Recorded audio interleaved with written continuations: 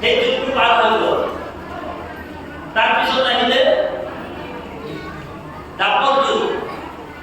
দাপৰ যুগৰ আয়ু হৈছে 8,64,000 বছৰ। আৰু দাপৰ যুগত কোন জন্ম হৈছে? অৱতাৰ কোন হৈছে? ভগৱানৰ জন্ম নহলে অৱতাৰ নাহি জন্ম তোমাৰ তথাপি জন্ম ধৰা। অৱতাৰ মানে কি?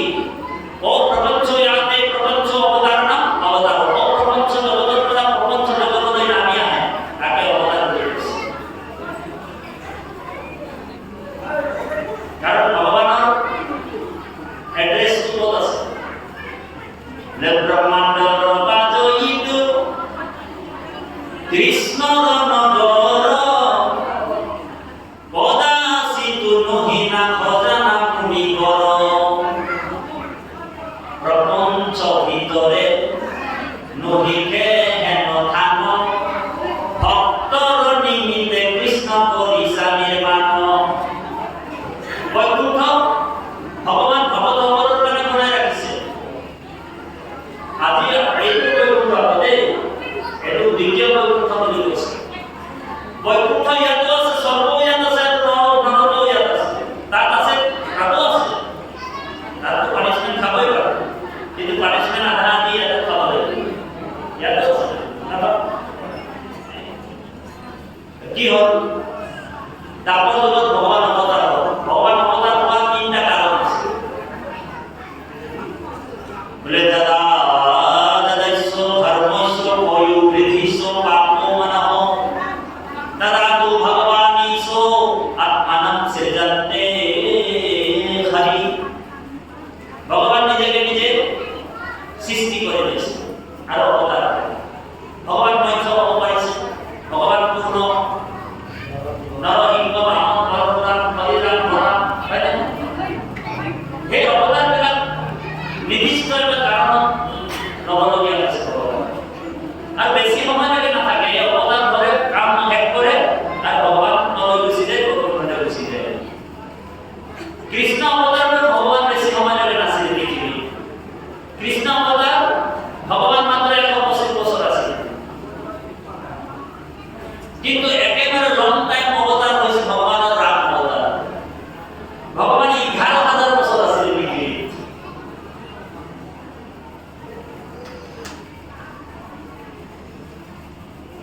তাৰপিছত কি হৈছে? ভগৱান যদি কৃষ্ণ অৱতাৰ হৈছিলে দাপৰ যুগত, কিন্তু মানুহবিলাকে ভগৱানক চিনি পোৱা নাছিলে, মাত্ৰ 8জনে চিনি পাইছিল। বোলে কোনে কোনে চিনি পাইছিলে? কুন্তিয়ে চিনি পায়, বিদুৰে চিনি পায়, উদ্ধৱে চিনি পায়, অক্ৰুৰে চিনি পায়, দ্ৰৌপদীয়ে চিনি পায়, অৰ্জুন কেতিয়াবা পাহৰিও যায়। কেতিয়াবা বোলে ভগৱানক বঁটা মাৰি দিয়ে, ঠকিয়াই দিয়ে।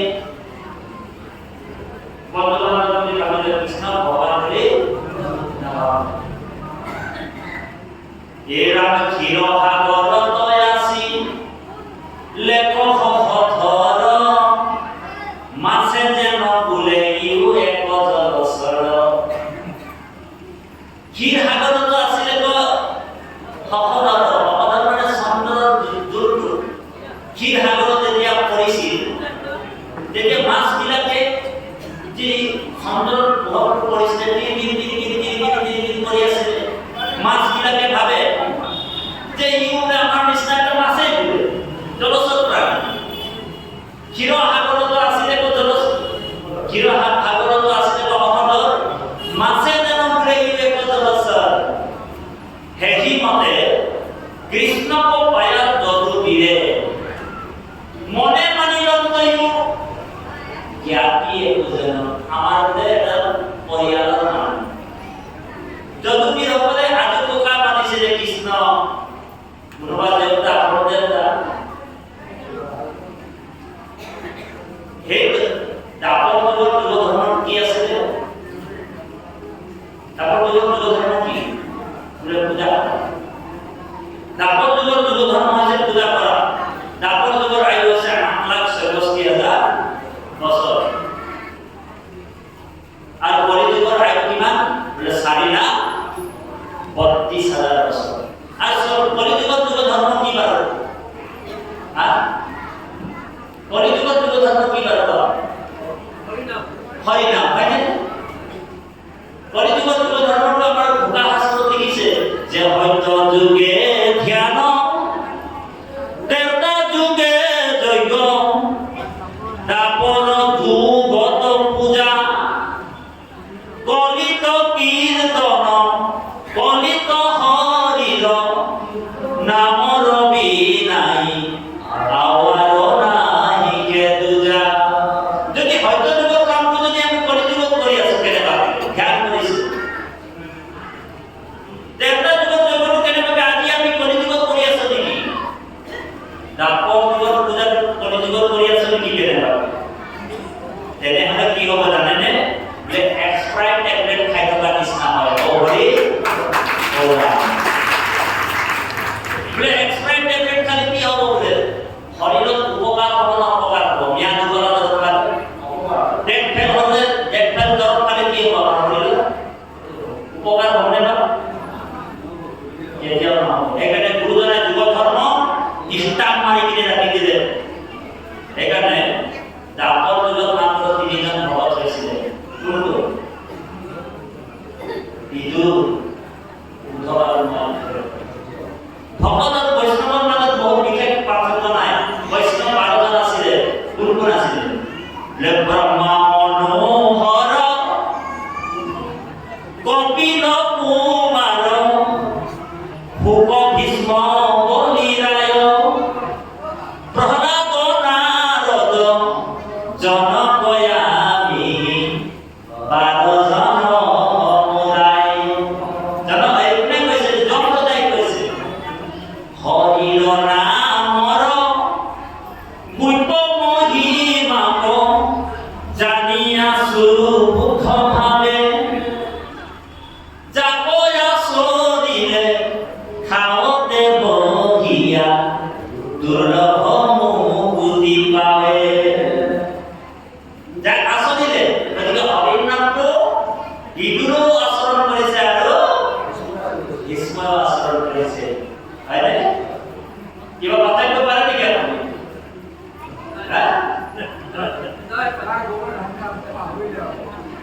নিৰন্তৰ 10,000 কৰোৰ বছৰ দেৱাদিদেৱ মহাদেৱ কাম ধ্যান কৰি থাকে পাৰ্বতীয়ে প্ৰশ্ন কৰিছে বোলে 3 জগতৰ প্ৰতি তুমি গুৰু হয় তুমি বোলে সৰ্বমধ্য আৰ পাতানোৰ গুৰু তিনি জগতেৰ প্ৰতি তুমি হয় তিনি জগতত তোমাক পূজা কৰে 95% মানুহে শিৱ পূজা কৰে কাৰণ শিৱই একদম প্ৰথম হয় জানে 80 কোষ বুলি কৈছে শিৱ অল্পতে সন্তুষ্ট হোৱা দেৱতা কোনটা বলে দেৱাদিদেৱ মহাদেৱ আপনি যদি মহাদেৱক কয় পৰম বৈষ্ণৱ এই দেৱাদিদেৱ মহাদেৱ বলে মোৰ বলে 2 মাহ বিল্ডিং হৈ যাব লাগে এই বছৰ ভগৱান ঠেংকে দিব নমস্য বুলি কৈ থাকে বলে মোৰ ল'ৰা এজন আছে বলে ছোৱালী এজনী লাগিব বলে ঠেংকে আশীৰ্বাদ দিলে ছোৱালী এজনী লাগিব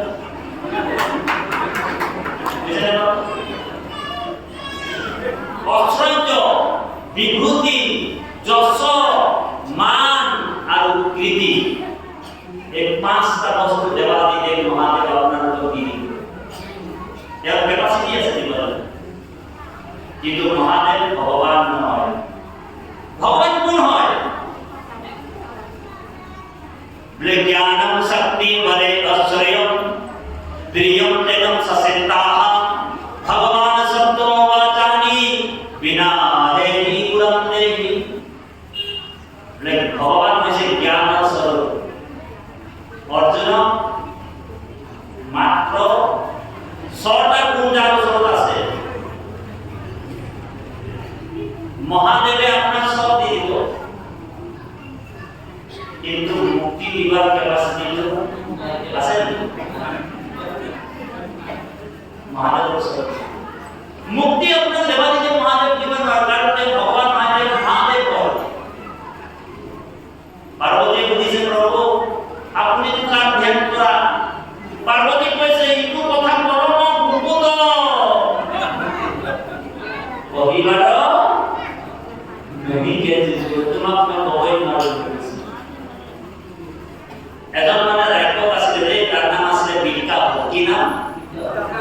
ভিক্ষা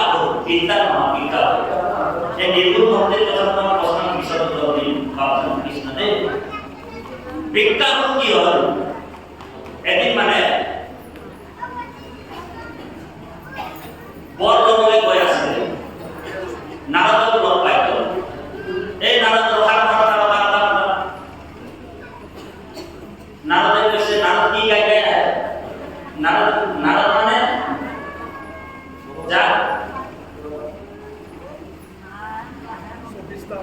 যাক মানে রূপ করিব যার গতি রূপ নহয় কেতিয়াও এজনে নারদ কুমার হব পাৰে তেওঁ বোলে জনতাৰ ঘৰতো যাব পাৰে তেওঁ সৰ্বতো যাব পাৰে তেওঁ বাইবেলেও যাব পাৰে তেওঁ অগ্নি মানিও যাব পাৰে নাৰদ সব জায়গা যাব কিন্তু মানুহবিলাকে নাৰদক ঢেৰ কিবা কিবা গালি পাৰি যাইছে এই বোলে ইয়াৰ স্বভাৱ নাৰদ দিছে খবৰদাৰ আজিৰ পৰা গালি নামাৰিব নাৰদ নিচিনা বৈষ্ণৱ পৃথিৱীতে নাই ব্ৰহ্মাণ্ডতে নাই নাৰদৰ কাৰণে সনাতন ধৰ্মটো প্ৰচাৰ হৈছে বুজিলে বা নাৰদৰ দুজন বৃদ্ধ শিষ্য আছিলে এজনৰ নাম আছিলে বেদব্যাস আৰু আনজনৰ নাম আছে বাল্মীকি মুনি নাৰদৰ দুজন বাল্য শিষ্য আছিলে এজন আছে ভক্ত প্ৰহ্লাদ আৰু এজন আছে ধ্ৰুৱ চাৰিজন শিষ্য নাৰদৰ আৰু নাৰদৰ কাৰণে যে সনাতন ধৰ্মৰ সৃষ্টি হৈছে নাৰদে কি গাই গাই আহিছে জানেনে ওই আমি যত জীৱ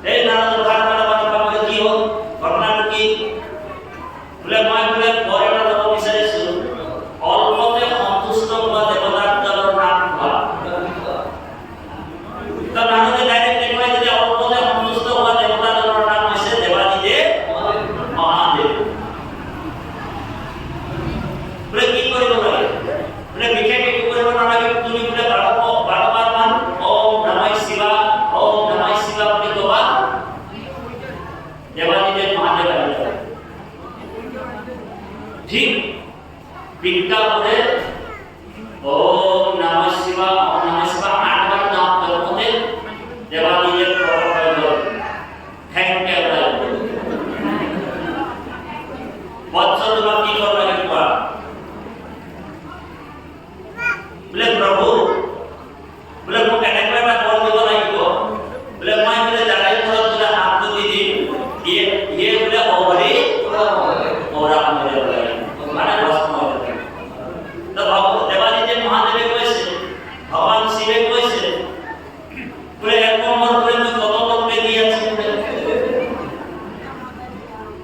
তোমাকে দিদি বলে তথাস্থ বলে বর দিলে ভগবান দেবাদিদেব মহাদেব ঋষিগণ পয়লা কহিব পয়লা কোনার দ্বিতীয় এই বড় দুনিয়া যায় গীতা দর্শন কইছে লেয়ান্তি দেবানো দেবব্রতা 9 নম্বর অধ্যায় 25 নম্বর শ্লোক কোনোবা যদি দেবতাক পূজা কৰিব এনে মানে মই তাক স্বৰ্গত পঠিয়াই দিম দেৱদেৱীক কোনোবা যদি পূজা কৰিছে মই পূজাটো মানা কৰিবলৈ নাই কাৰোবাৰ ইচ্ছা হৈছে কাৰোবাৰ কোনোবা দেৱদেৱীক পূজা কৰিছে কৰি থাক ভাগৱত ধৰ্ম কেতিয়াও কাকো নিন্দা নকৰে মানে প্ৰভু আৰু নিন্দা কৰাটো ভগৱত মানে ধৰ্ম হ'ব নোৱাৰে কাৰোবাৰ ৰাস্তাটো আপোনাৰ বচপাবৰ অধিকাৰ আছে কোনোবা পূজা কৰিছে কোনোবা কৰ্মকাণ্ড কৰিছে কোনোবা বৈদিক ধৰ্ম পালন কৰিছে কোনোবা চুৰি ঘূৰাইছে বোলে জাতি বাপৰ কি হেৰি হৈছে কৰি থাকো আমি যিটো ক'ব লাগিব ভাগৱতৰ কথা যিটো সুগম ভক্তি যি কৃষ্ণ ভক্তি যাহা আসলে বলে থাবতে কইয়া দুর্লভ উন্নতি পায় আমার উদ্ধমার্গ আমি কব লাগিব কিন্তু আমি তাকে নিন্দা করে ধ্যান দিল কারণ ভাগবত ধর্মে কইছে যে আপনি আসলে ধর্ম আনন্দ করিব আমি নিজে আচরণ করার পিছতে আনন্দ প্রয়াস করতে যে কি কইছে গীতা প্রশ্ন আহিলে কি অর্জন হয় এই অর্জুনে কইছে হে ভগবান বিশ্বরূপে কই দিলে ভগবানে বিশ্বরূপে কই দিলে মই বলে বায়ু মই বরুণ মই